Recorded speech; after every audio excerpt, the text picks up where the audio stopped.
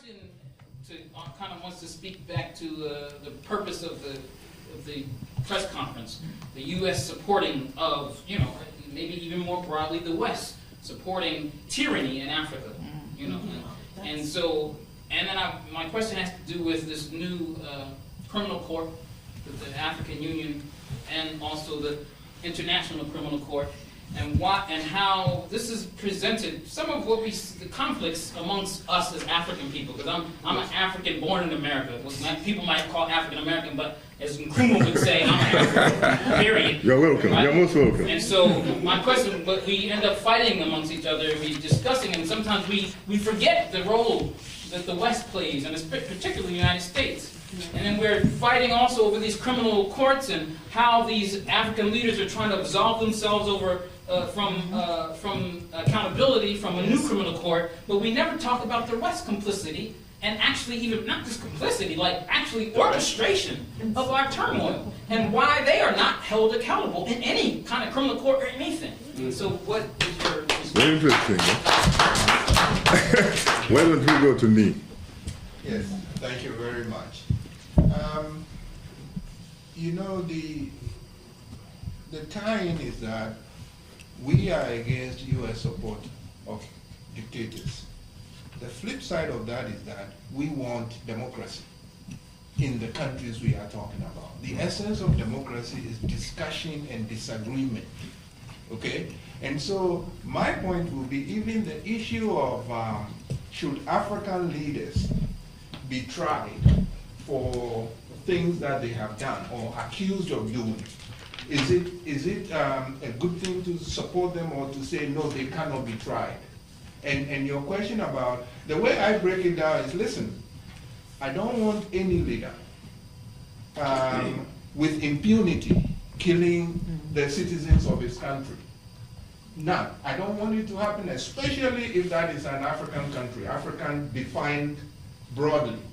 So, if a leader is to be tried, be given a chance to clear his name for having allegedly killed people, I want that process to move forward. Now, I think that the key part of your question is, but what about Western leaders? How come they are not being tried? Now, there, what I will say to you is... No, I'm sorry. Yes. There, what I will say is, listen, I want to start step by step. Being African, if somebody is accused of killing Africans, I want them on trial because I don't want impunity. Now, but the next stage is, let us look at the obstacles to trying Western leaders. So I'm against the impunity of anybody, including Western leaders. But if I am to start, I want to make sure the Kenyans who were killed during the election, the ones who were burnt in churches, I want them to have justice because it says they matter. And therefore, if there is a process for putting them on trial, I support that. Now, if an American president or an American official like Henry Kissinger has been accused of killing others, I want that to happen too. But if I can't do anything, yes, or George Bush.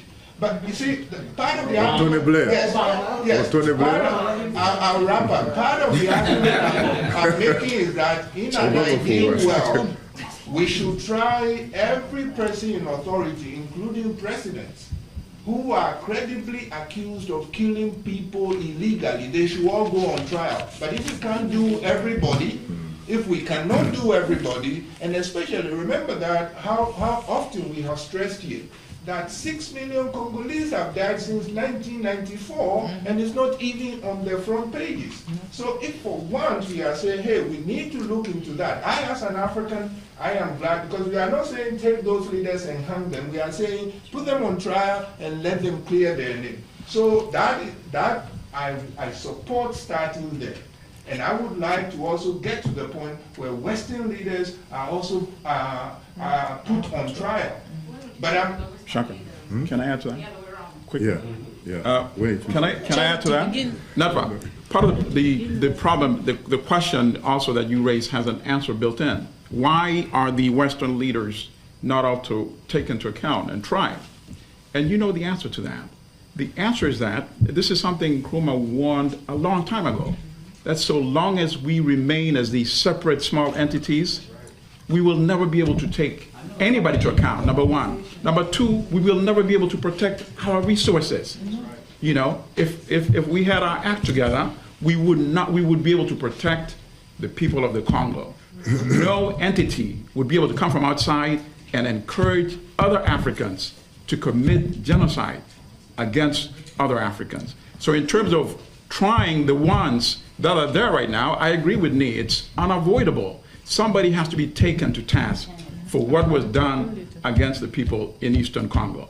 Will we get to a day where we can stand up for ourselves and say that we need to take you Westerners to account? That is part of the process we're trying to build here. That's why we have to raise the bar for us as African individuals.